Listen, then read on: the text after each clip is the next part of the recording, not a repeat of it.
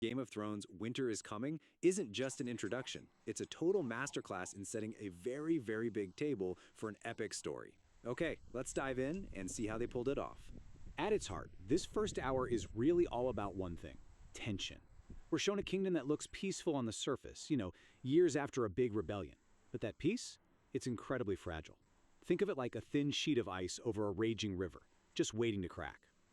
And the reason that peace is about to shatter isn't just one thing. It's three totally different threats all popping up at once. From completely different corners of the world, we've got a political conspiracy in the capital, we have a supernatural horror show way up in the frozen north, and then there's a vengeful, exiled family plotting their comeback across the sea. To really get the genius of this episode, we have to look at its structure. It's so smart. It tells its story across three distinct stages, or as we're going to call them, theaters.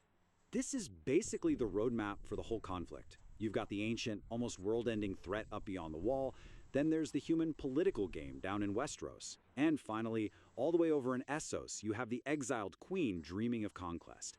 Each of these theaters has its own rules, its own players, and its own stakes.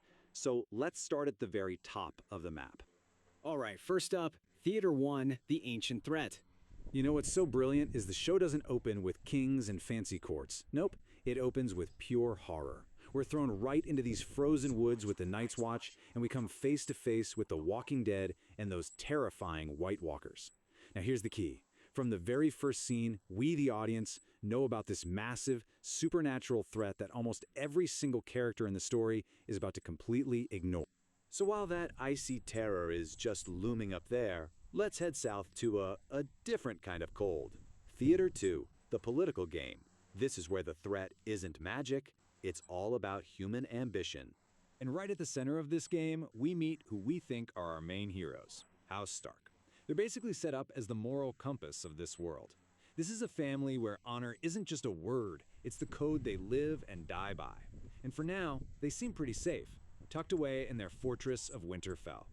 And the foreshadowing here? Oh, it's just incredible. On the left, you've got Ned Stark, this pillar of honor, executing a deserter who's rambling about the White Walkers.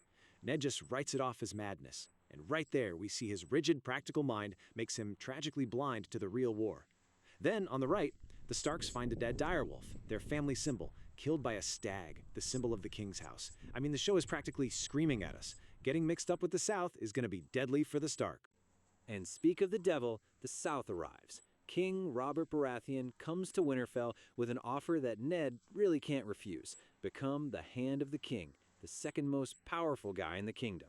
But this isn't just a job offer, it's a summons that threatens to drag the entire Stark family right into the viper's nest of Southern court politics. And oh, it is a viper's nest.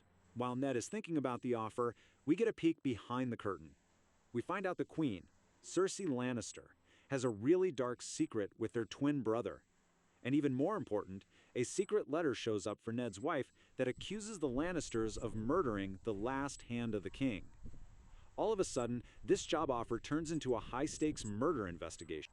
This changes the whole game for Ned. He doesn't want the power, he doesn't want to go south, but his unshakable honor forces his hand.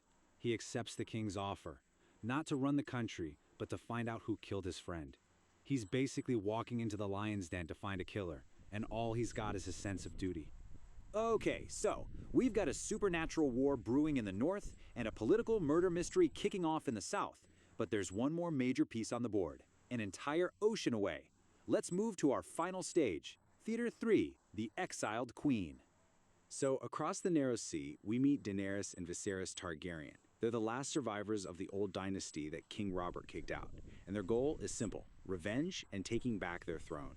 To do it, Viserys literally sells his own sister in marriage to a fearsome warlord called Drogo, just to get his army. At this point, Daenerys is nothing. She's just a pawn, completely powerless and absolutely terrified. But even as a pawn, her wedding gifts give us this amazing glimpse of her destiny. She gets books about Westeros, which represent the knowledge she's going to need to rule. And she gets 3 petrified dragon eggs, a symbol of her family's lost history and this dormant promise of incredible power. These aren't just gifts, they're the seeds of a future queen. So there we have it.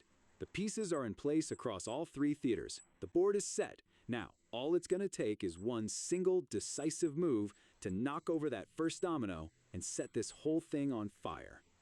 The things I do for love. Wow. In a world that we've just seen is defined by the Stark's rigid code of honor, this one line introduces a powerful, completely opposite force. For the Lannisters, love isn't about duty or sacrifice. It's a justification for doing absolutely anything, no matter how monstrous. And here it is. Young Bran Stark is climbing the towers of Winterfell, and he stumbles upon the Queen's huge secret, her affair with her twin brother, Jaime. To protect that secret, to protect their love, Jaime just shoves the kid from the window. This one single brutal act is the spark that lights the wildfire. It puts the Lannisters' selfish love on a direct collision course with Stark honor. And with that push, the game is officially on. In just 1 hour, this pilot flawlessly sets up the three main conflicts for the entire series: the Stark versus Lannister War, the Targaryen invasion threat from the east, and that apocalyptic White Walker War from the north. And the really crucial part is, none of the players can see the full board. The pilot of Game of Thrones really is a masterpiece of storytelling. It teaches us that in this game, the opening moves, they're everything. And it leaves us with this one haunting thought. The most dangerous threat isn't the enemy you can see coming. It's the one whose game you don't even know you're playing.